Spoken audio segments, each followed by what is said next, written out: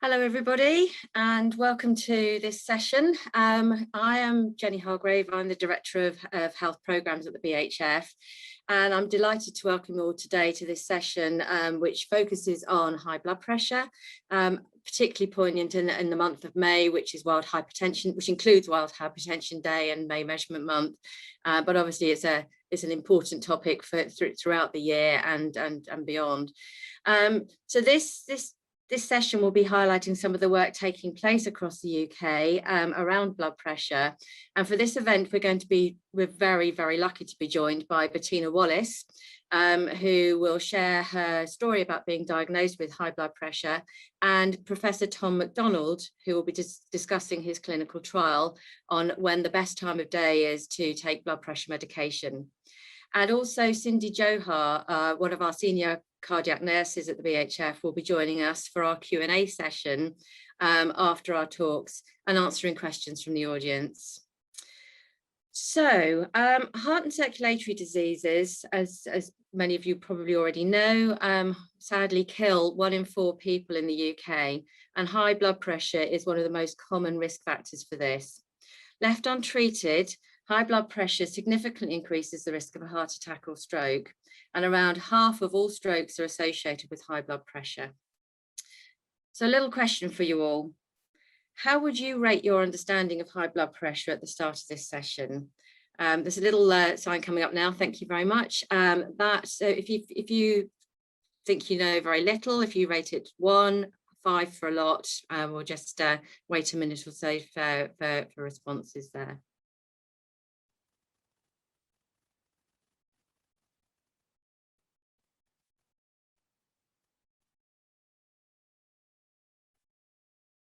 Okay, so quite an interesting response from the audience. So quite a lot of you know quite a lot. Only 7% know an awful lot, but only 6% know very little. So it sounds like we've got quite a knowledgeable audience already. Hopefully by the end of this session, you'll know a lot more. So what is blood pressure? Blood pressure is the pressure of blood in your arteries and the vessels that carry your blood from your heart to your brain and the rest of your body. So there are two measures that are taken, and we can tell you a little bit more about that in a second, but you do need a certain amount or a certain level of blood pressure in your circulatory system to get your blood moving around the body. So blood pressure is made up of 2 numbers, which is the systolic, i.e. the top number, and the diastolic, which is the bottom number. The systolic indicates the pressure within the arteries when the heart contracts, and while the diastolic indicates the pressure in the arteries when the heart rests between beats. As a general guide from the NHS, the ideal blood pressure is considered to be between 60 and 90 millimeters of mercury at the lower end, and 120 over 80. Sorry, I'm just reading this. Actually, the normal range for the general population is anywhere between 120 over 80, but generally treatment ranges start at 100, 140 over 90. So your blood pressure naturally goes up and down throughout the day and night, and it's normal for it to go up while you're moving about. It's when your overall blood pressure is consistently high, even at rest, that you need to do something about it. And this is medically known as hypertension, which is the clinical term for high blood pressure. As many of you already know, high blood pressure is often without symptoms, so it's often called a silent problem. People often don't know that they have the problem until they go to the GP and have a routine check for other things. Some symptoms can present themselves, including blurred vision, shortness of breath, chest pain, headaches, dizziness, nosebleeds, but often, and more often than not, people feel fine, even if you and therefore even if you think that you're fine, it is important to continue to get your blood pressure checked regularly. So what are the causes of high blood pressure? There often isn't a single explanation for the cause of high blood pressure, but most people develop it because of factors such as lifestyle, diet, lack of exercise, or there might be an underlying medical reason for it. And in the UK, it's estimated that between 6 and 8 million people are currently walking around undiagnosed or living with a diagnosis, but it's not optimally managed. So it's not well controlled. So there are ways that you can reduce your risk of getting or of your blood pressure being high. This can include eating less salt and eating more fruit and vegetables, reducing how much alcohol you drink, being more active, and keeping to a healthy weight, as well as, of course, taking your prescribed medication. We have a lot more information on our website, and I think Amanda's just posted a link in the sidebar that will take you through to that. In fact, we have a blood pressure hub that we've refined and continually update, because we do see it as a very key and an important focus area. So research in recent years suggests that only 37% of all people with high blood pressure do have their condition under control. And the BHF have done a lot of work alongside Public Health England and other healthcare professionals on projects to address this. We're reviewing our resources continuously. We have a wealth of booklets we've just talked about, and a wealth of resources and videos and animations that can really help you learn a bit more about that, and that's on the hub. We've also invested in a number of funded programs that have looked at community and different ways of helping people to access testing in community settings. And when I talk about access testing, I'm talking about access to blood pressure tests in areas that might not necessarily be in your GP surgery. And that's designed to support early detection and help people understand their risk, and then feel motivated to take action to do something about it, and feel confident in managing their conditions. So an example of these programs is the Scale Up program in Scotland, and that's a program that we funded in partnership with the Scottish Government, which adopted a new approach to enabling people with the diagnosis of high blood pressure to better monitor and manage their condition at home.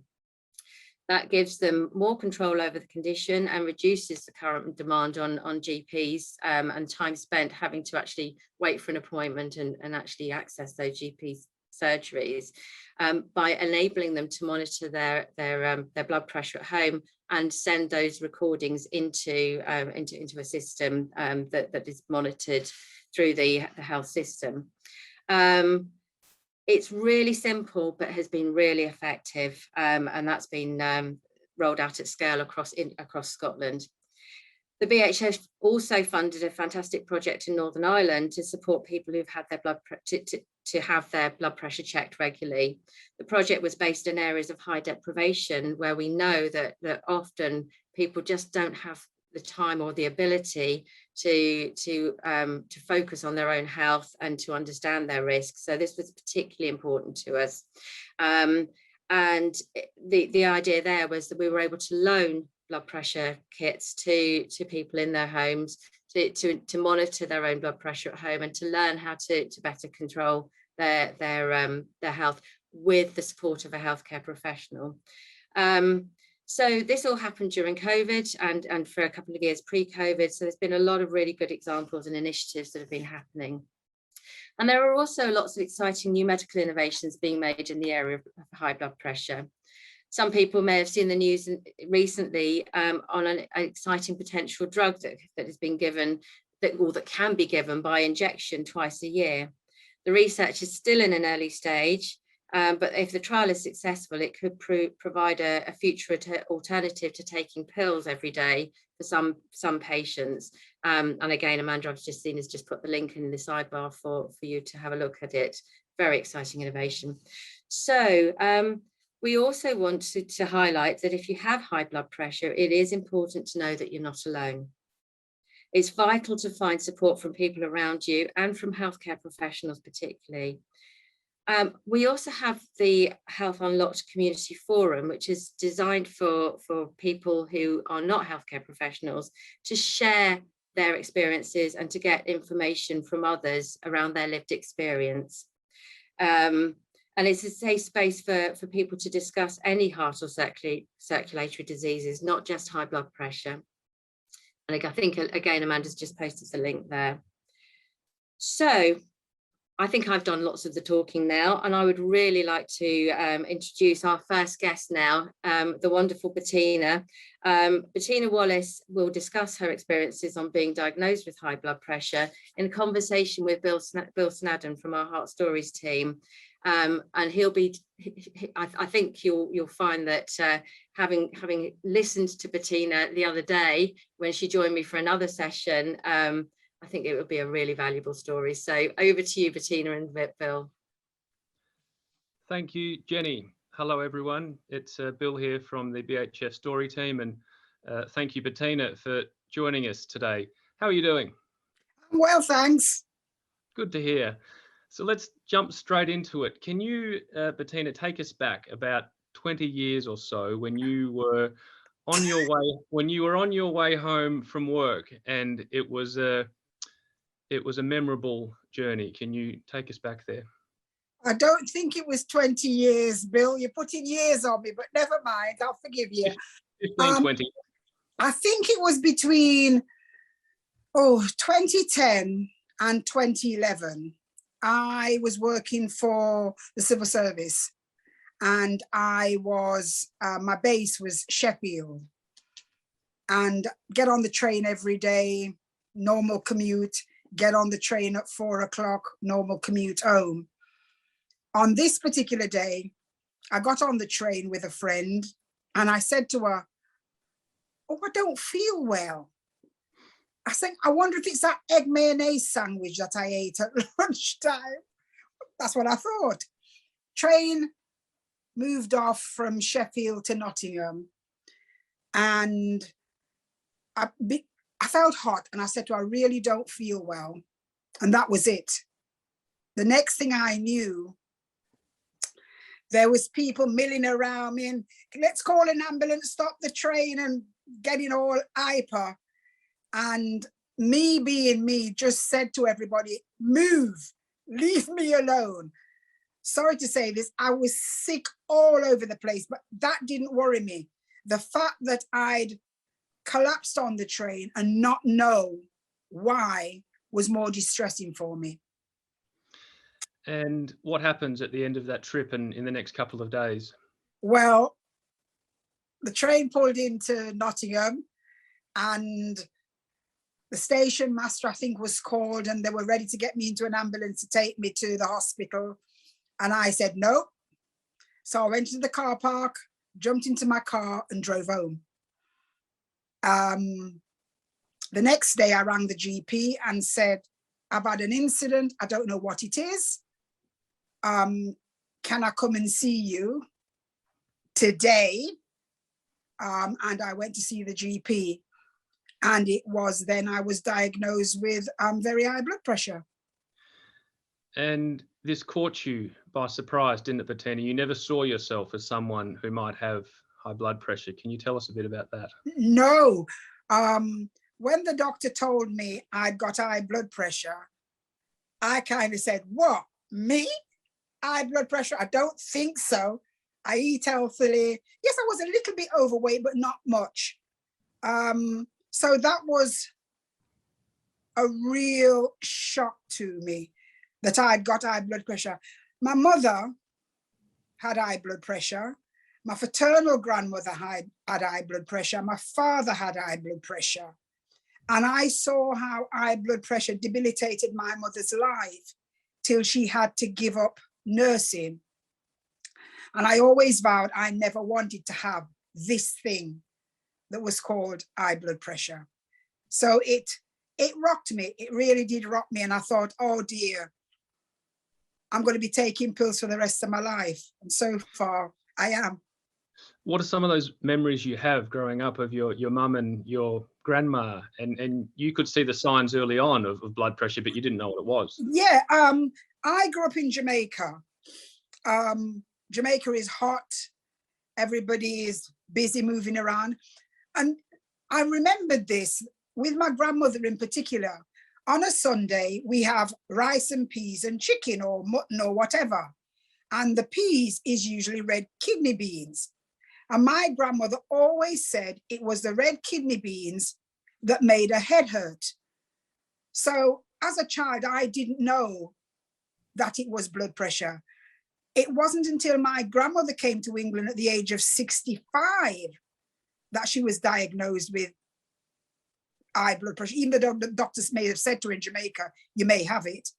My mom, that debilitated her completely, you know, from family members saying that my mother was always complaining about a headache.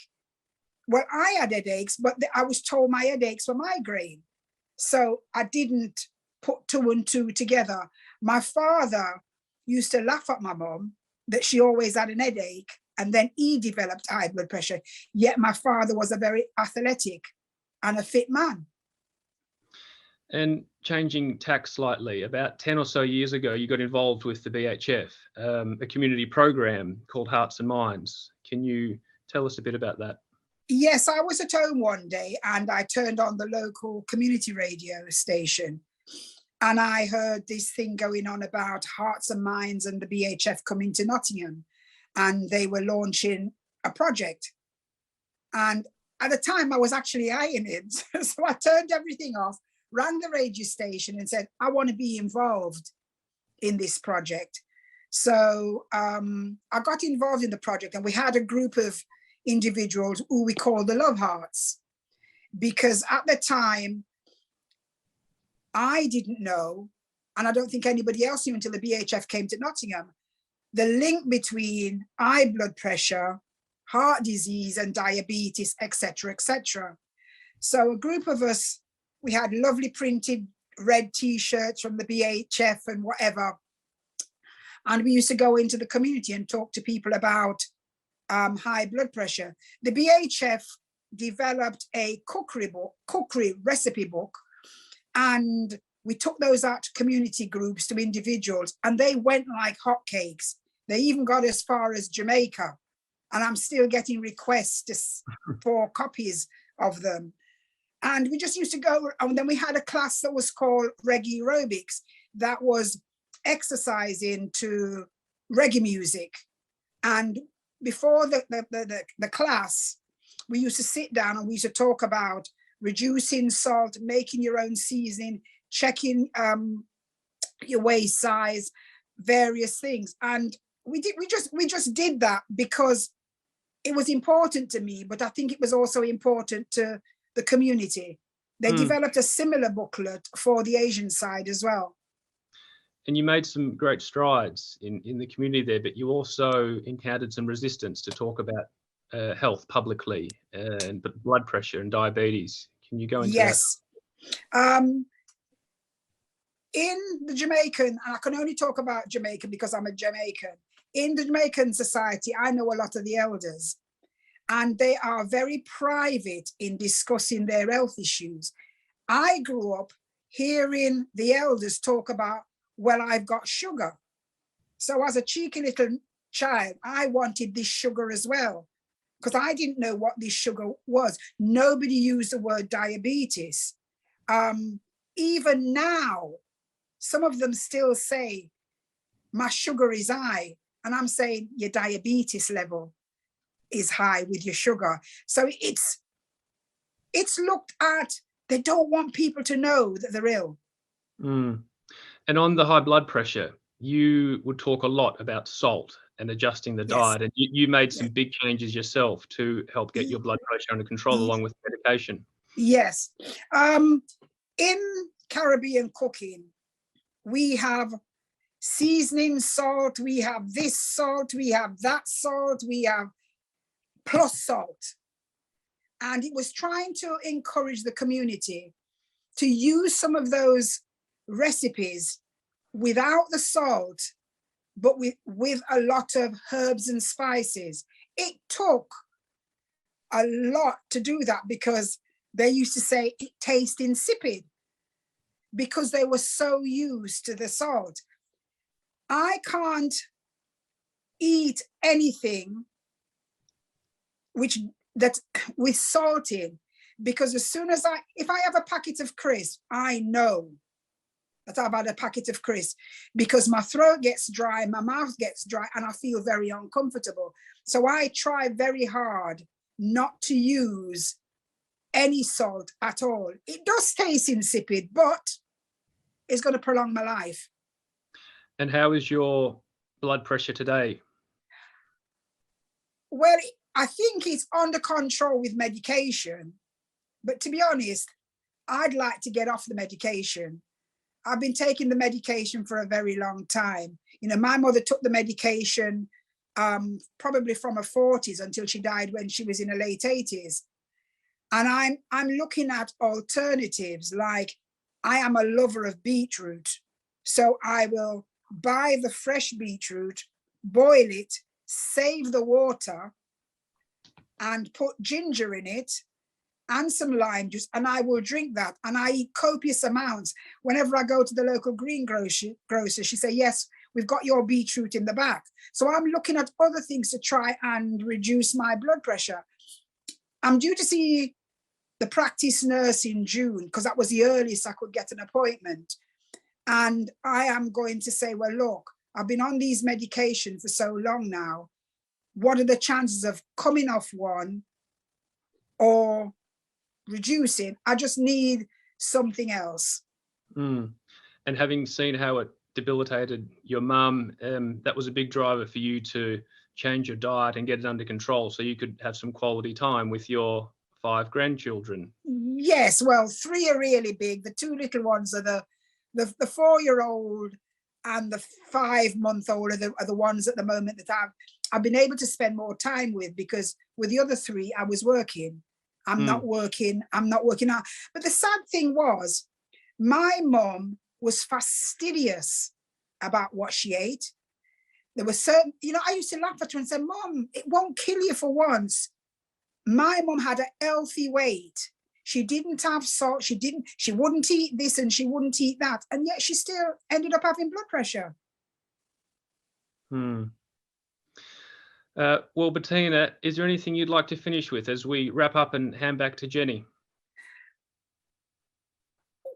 What the BHF has done for me has been amazing in terms of, I never knew anything about waist circumference. I never knew about the link between cardiovascular disease, diabetes, and high blood pressure. I never heard my parents talk about it. When I talk to my elders in the community and say, do you know you're at risk of this, this, and this? And they'll say, well, how do you know?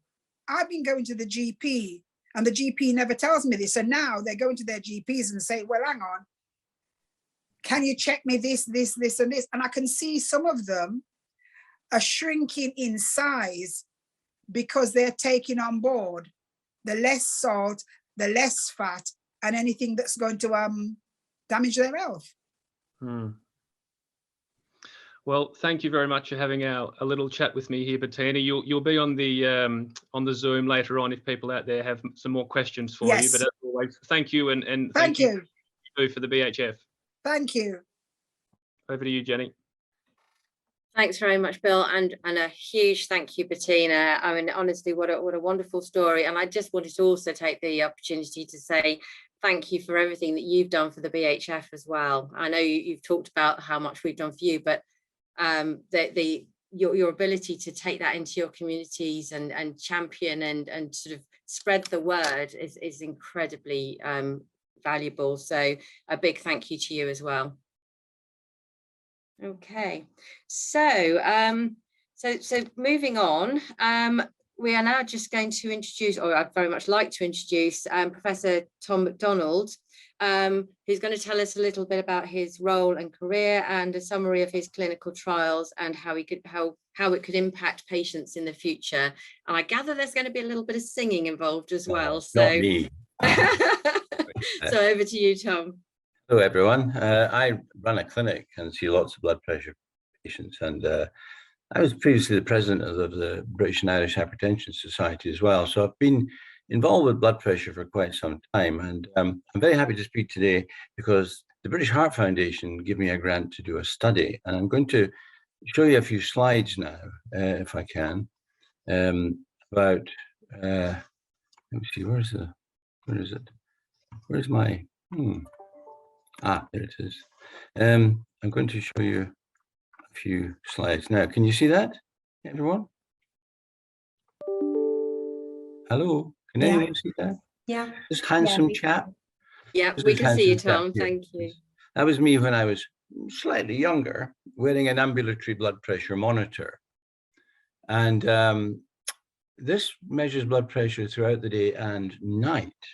We've been using these for about 30 years. And a few years ago, NICE said that all hypertension should be diagnosed using an ambulatory monitor. Now, of course, most people don't get that. So they added in little print at the bottom, you can use a home blood pressure monitor instead in the majority of cases.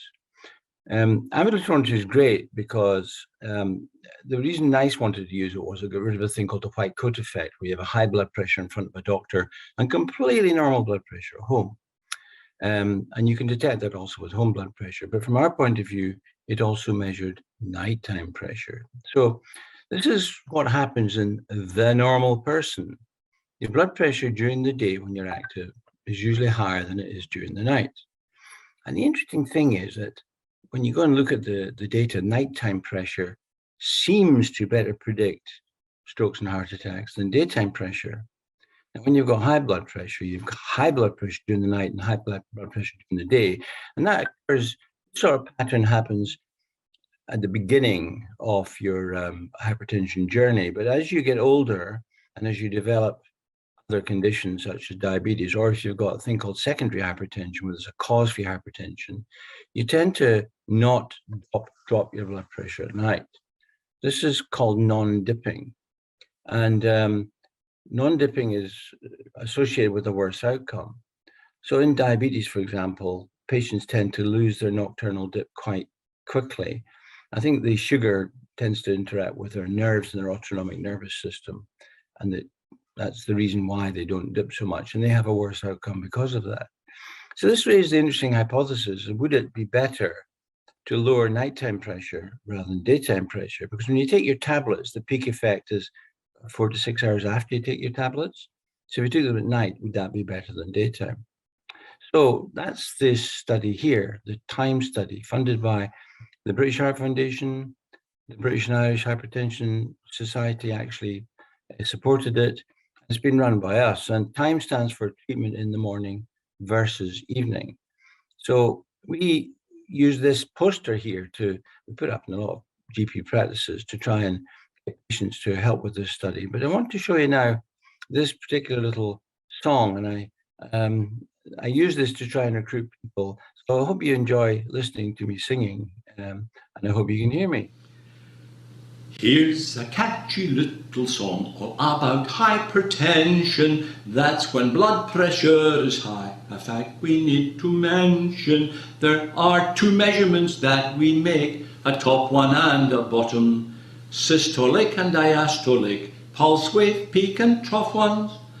High blood pressure is bad for you. It damages all your organs too. Your blood vessels, kidney and heart progressively may fall apart. A stroke might very well ensue. A heart attack is possible too. All sorts of complications might shorten your nice life. So what can we do? To prevent the silent killer from doing very bad things to you? First, you get your blood pressure measured at the clinic. If it's high, then you will need a special monitor fitted. If this shows that your high blood pressure would benefit from intervention, you will get lifestyle advice and maybe prescribed some medicine. Treat Treatments now are very good. When taken every day, they should reduce blood pressure very well, avoiding complication hell. A normal life you then can lead. Your blood vessels will then proceed to return to a normal state, health to facilitate. So what don't we know? So what don't we know? What is there about blood pressure treatment that we still need to show? Blood pressure's lower at night when you are sleeping. It rises fast when you get up and activity is peaking. If your blood pressure's low at night, you do very well indeed. Is targeting nighttime pressure the way we should proceed?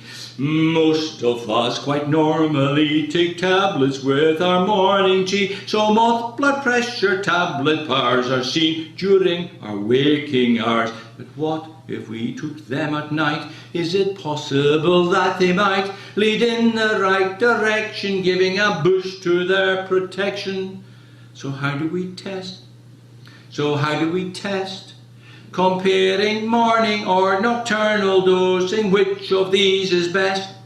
That is why the BHF set up the time study. We need our UK patients' help, this issue too unmuddy. Time it stands for treatment in the morning or the evening. The answer to this question could prevent a lot of grieving. It's timestudy.co.uk. Go to the website right away. If you take tablets for BP and participant you'd like to be, the study allocates at random 2 tablets morning or PM and tracks participant progress by their email address. So why not take part? So why not take part? Going to the Time Study website is a very good place to start. There we go. Well, I hope you heard all of that. I'm going to show you now the time study recruitment. The time study is actually finished, and we're about to lock the database and tell you the results. But you can see it was all throughout Britain. We actually randomized 21,104 people, and most of them came for what happened there? Most of them came from looking at getting patients from primary care, from GP practices, from research registry, secondary care. You notice that my song doesn't feature in any of these things. In fact, I think only about 11 people looked at my song online. So you've probably more people seen it on this teleconference than anything else. So Time will present at the European Society of Cardiology in August. And we're just about, I can't tell you the results because we haven't pressed the analysis button yet, but we're very grateful to the British Heart Foundation for funding it. I think it'll make a fundamental difference. It may show no difference between morning and evening. It may show a benefit of morning. It may show a benefit of evening. And we're also tracking side effects. So you take your tablets at night, do you faint when you get up for a pee? These are the issues. Okay, that's all I'm going to say. I'm happy to answer any questions, but thank you for paying attention.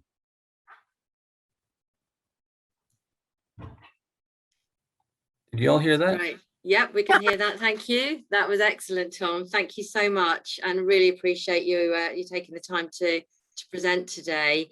And I think as colleagues have put in the sidebar, there is a link to the Time Study website, so they can find out more from that. And I think you just said that you're no longer recruiting. No, we stopped recruiting about a year ago, actually, because we've so time measures heart attack, strokes, and vascular death. It doesn't measure blood pressure, so it's very important that we know that this intervention actually has benefit or not. Sure, absolutely. So yes, there's a question in the sidebar about this actually. It is, will the results be publicly available after the conference in August? Yeah, the results will be presented in August and published in the Lancet the same day, we think. Well, the Lancet, they're very interested in doing that. We have another study that they're doing that with as well. So yes, that's the usual way that things work these days with major trials. They get presented and published simultaneously. It's all embargoed until it's presented because of the journals you don't want it reported before they report it. Great. Thanks, Tom. And I have to say, that the singing was worth the wait. Do you like the singing? Do you? I did like the singing. Not everybody That's great. appreciates it. Excellent. So, just moving on then, I'd also like to welcome Cindy Johar, who's one of our senior cardiac nurses, to join our question and answer session as we move into Q&A. Cindy joined us actually fairly recently. Actually, she's one of my amazing team, and I'm very proud to have her on board, as she brings a wealth of experience from the cardiac nursing world. So welcome to Cindy, and I'd also like to invite back Tom and Bettina, and Charlotte is going to take us through some questions. Thank you very much, Jenny. We've had loads of questions, so I'm just going to dive right in and just start asking them. I've got a couple for you, Cindy, that the audience have been asking. So, why does my blood pressure increase when I'm stressed? And is there anything that can be done that could reduce blood pressure quickly when this happens? When we are stressed, we have hormones released in the body that they are response to fight and flight, basically. They called adrenaline and cortisol. So these hormones make your heartbeat faster, the blood vessels become narrower, and also push the blood pressure to go up. So this is quite normal for everyone, and when the stress passes, we expect to see everything goes back to normal. The only thing to bear in mind is that unhealthy habit links to stress. So something like unhealthy eatings, drinking excessive alcohol, and smoking. These are the things that you need to look for when you are stressed, because they can cause long-term high blood pressure. We all know stress is avoidable in our life, obviously, but how to deal with it is quite important for us. So be kind to yourself. There are certain things you can do. There are things you can't do, is out of your hand. And if you have continuous stress in your life, just have 20 minutes every day for yourself to keep calm and relax and breathe. And also there are some tools you can use like mindfulness, meditation, yoga, or speak to friends and family. And to be honest, don't be afraid to ask for help if you think your stress level in life, you can't cope with that anymore. It's normal. That's really good advice. Thank you, Cindy. I have another question for you here. Can someone manage high blood pressure without being on medication? Sure. To be honest, lifestyle modification is the advice we give to all our patients with having high blood pressure. Unfortunately, for some people works on its own. Some people, we have to have combination and therapy of lifestyle, and they take medications.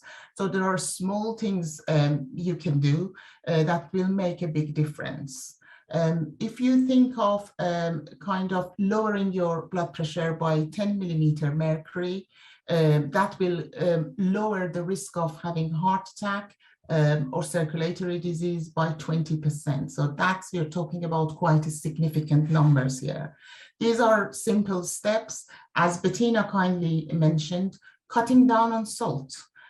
So the daily allowance for adult for salt intake is less than 6 grams, so which is a level of teaspoon of salt. So consider this is your allowance to use in cooking, and also the food you buy from the shops. Some of them already has got added salt. So cut down on salt is going to be very important. Cut down on alcohol. Men and women shouldn't drink more than 14 unit allowance per week, and avoid binge drinking. Stop smoking. Taking control of your health and have a healthy, balanced lifestyle. And also be active. Aim for 150 minutes of activity every week will help to reduce your blood pressure drastically. So these are the things you can do. But as I said, in some cases, you still need to take medication in combination with changing your lifestyle. Thank you so much. I've got a final question here for you. What is the recommendation to help patients with pre-existing panic disorder or social anxiety? So often rapid heartbeats, high blood pressure are the main symptoms.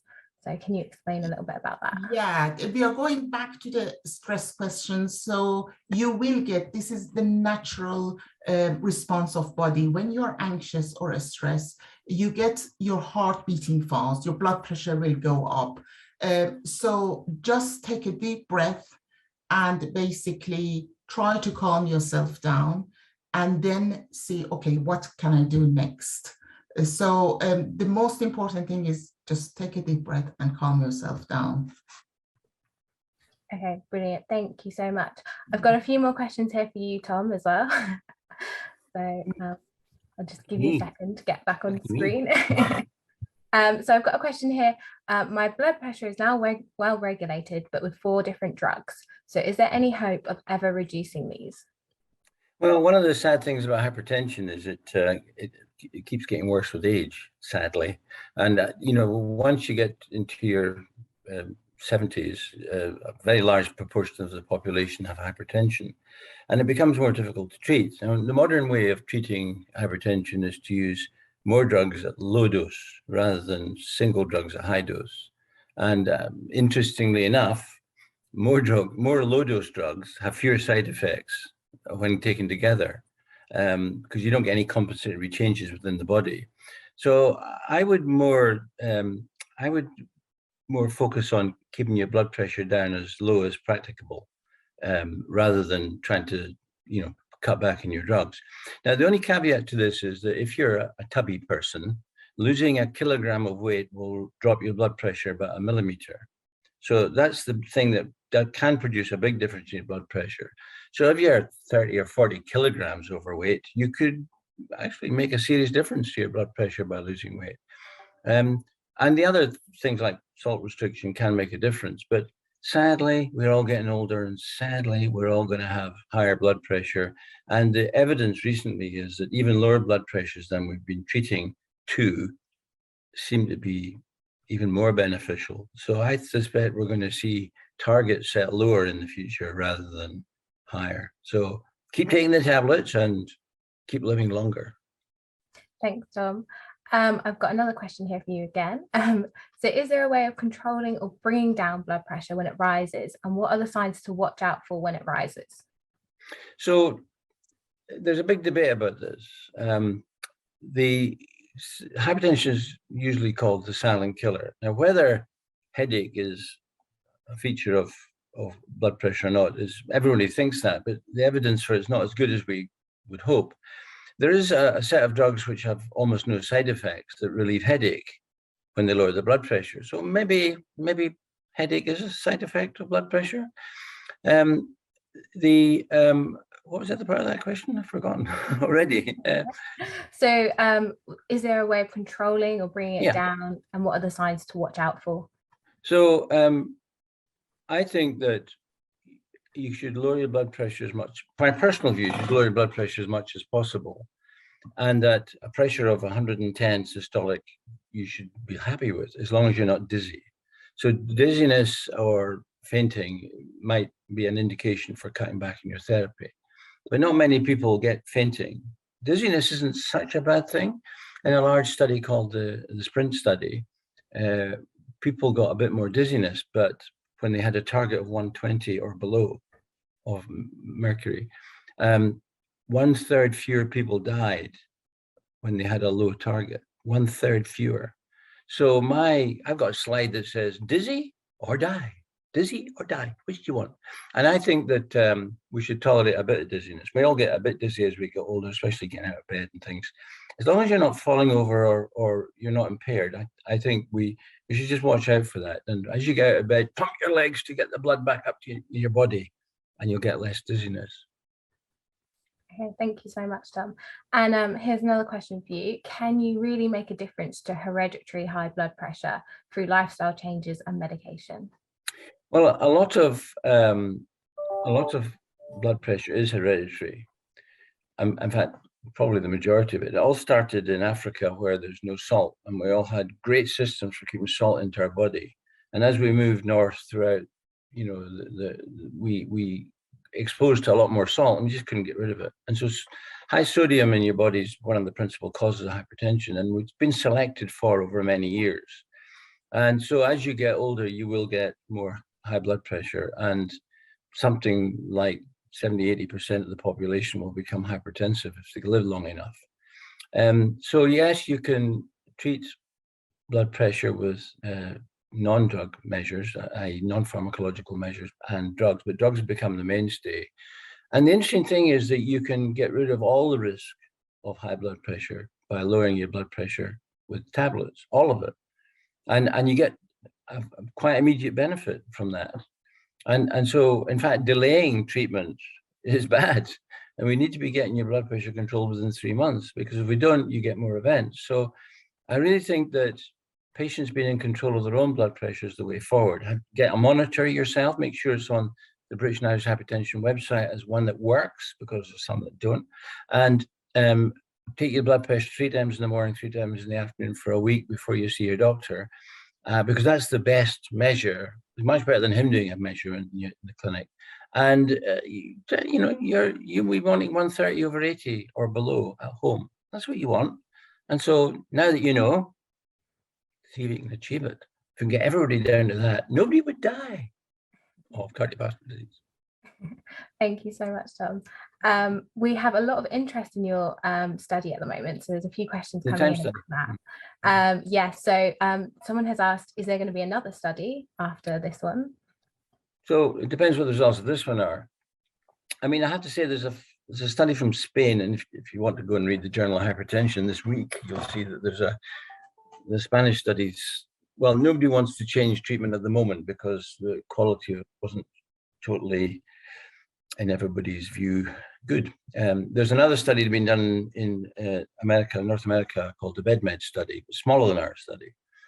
And there's no perfect study. Ours is a remote study, and you know, we did this in the UK population. So we think that when you ask people to change their medication, some of them will not, some of them will change back, but this will be the result if we put into practice telling people to change their medication or not.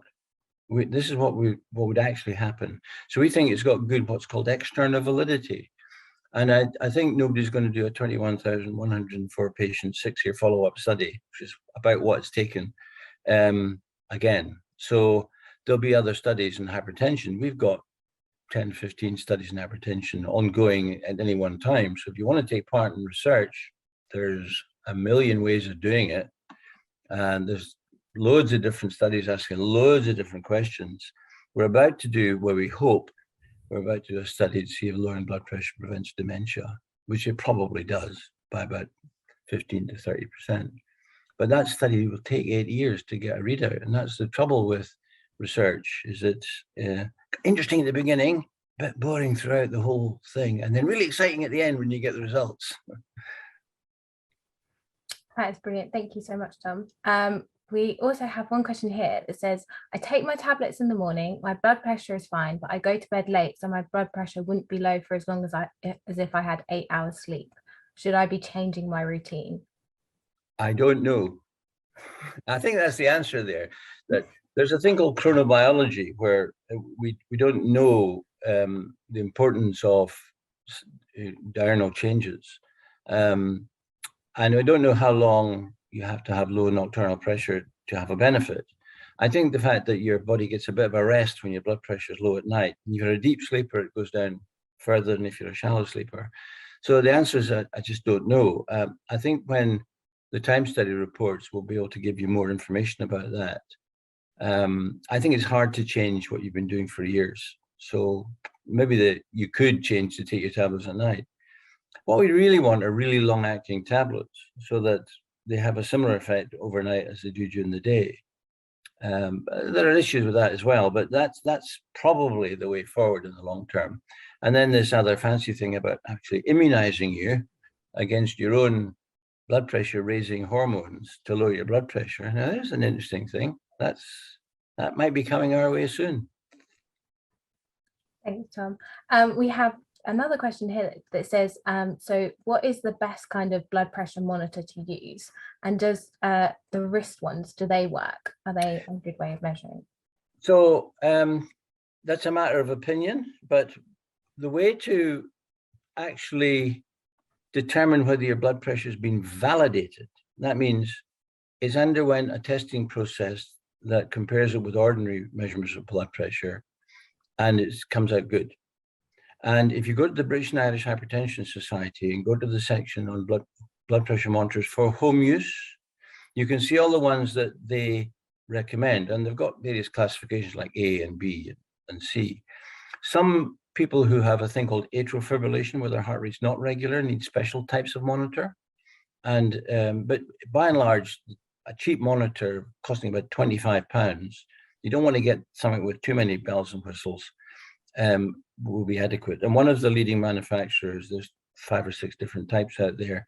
As long as it's been validated, that's fine. And you know, they're almost disposable, these monitors now.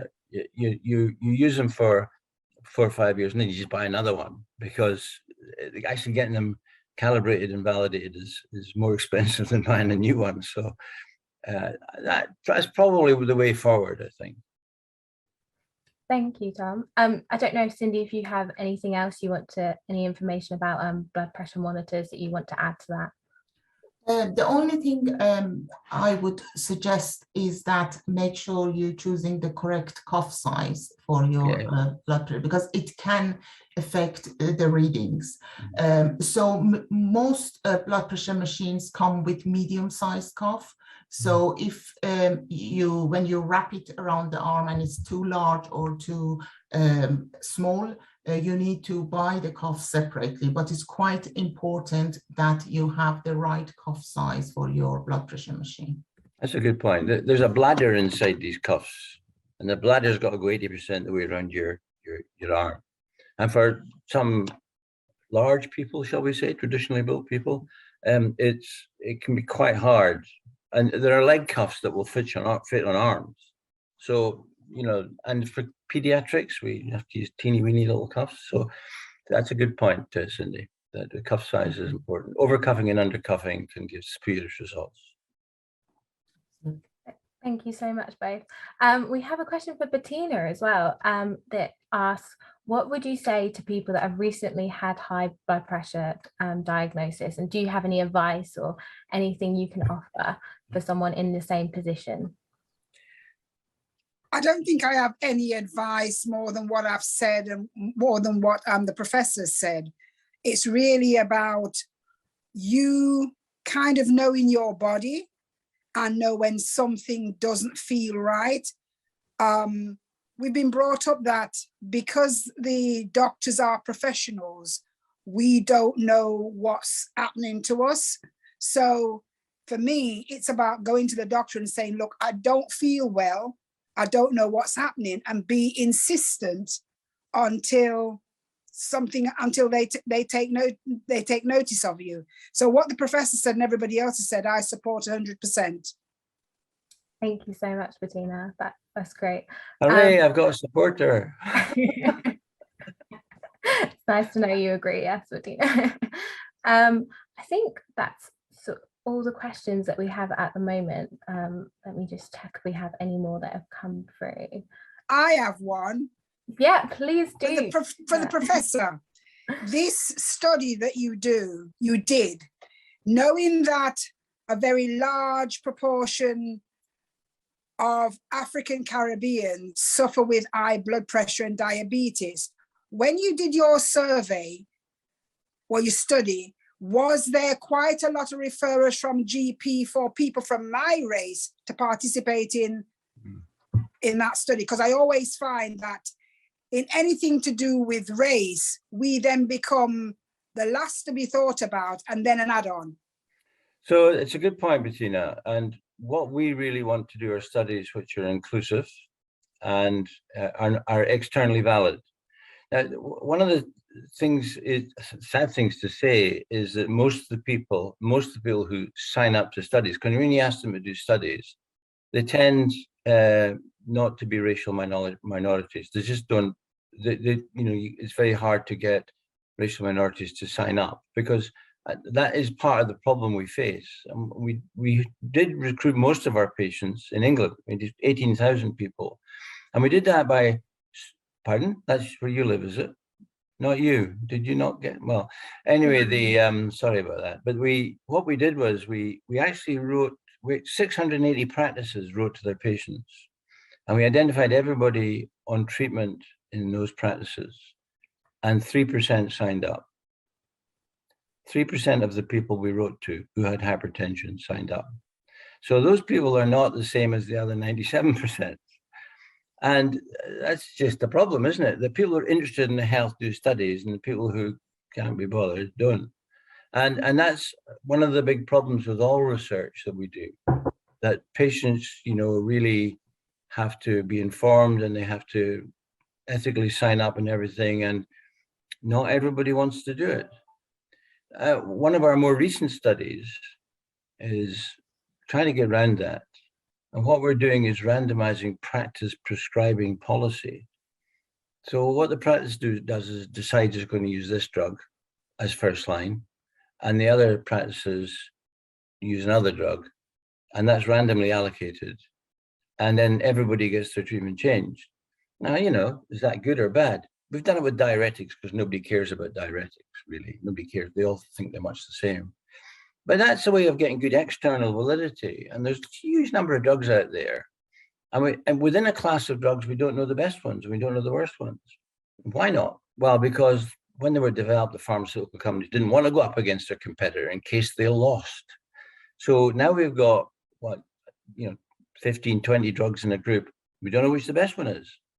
So the only way we can work out which is the best one is by, in the real world of the NHS, is by changing the policy of a practice to use one of them versus the other. And they're all in equipoise. Everybody thinks they're all much the same. And if they're no different, great. We then know that we use the cheapest one. If they're 10% or 20% improvement with one drug versus another, wow, would we not only use that drug preferentially? How would we otherwise find it out? So I think these are some big ethical, moral, and scientific questions that we need to try and answer. And it's Thanks, Tom. I'm really sorry. I'm going to have to cut you off slightly because we've only got a few minutes left. So I'm going to let Jenny just wrap up at the end. Okay. But great discussion. Thank you. Sorry, I spoke too much. That's okay. No, I think it's incredibly fascinating. And I just wanted to say a huge thank you to all of our speakers today. Really, really thought-provoking questions, really interesting challenges. Some of the things I'd like to take away, and we'll bring that back into the BHF as well. Might be useful for you to know that we are also working on improving our patient and public involvement in research. In fact, we've just recruited to 2 new roles that are focusing specifically on that, and focusing on that through the lens of ensuring we have better access and equality, and that there is the whole sort of diversity and inclusion is considered as part of our recruitment to research studies. So just wanted to say a big thank you. There is another question for you before we go. That is, how would you rate your understanding of blood pressure now, having listened to all of the speakers?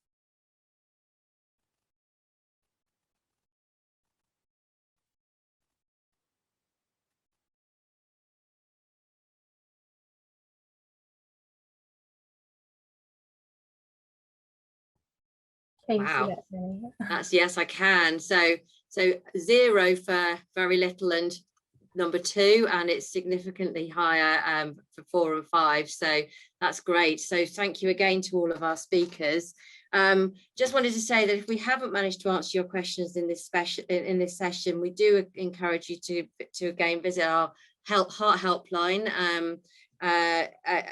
And also to visit our information and support pages if you need anything. The information is going to be put up in the sidebar, I believe.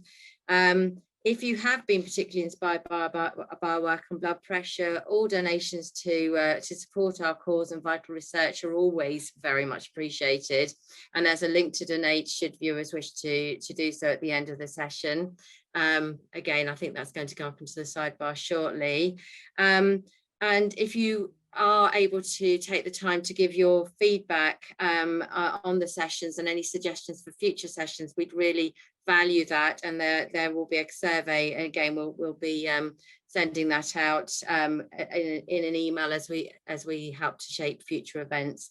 So just a little reminder that this event has been recorded and it will be available on our website from next week. And our next live and ticking event will take place on the 29th of June on the topic of living with atrial fibrillation. So thank you very much for your time and goodbye.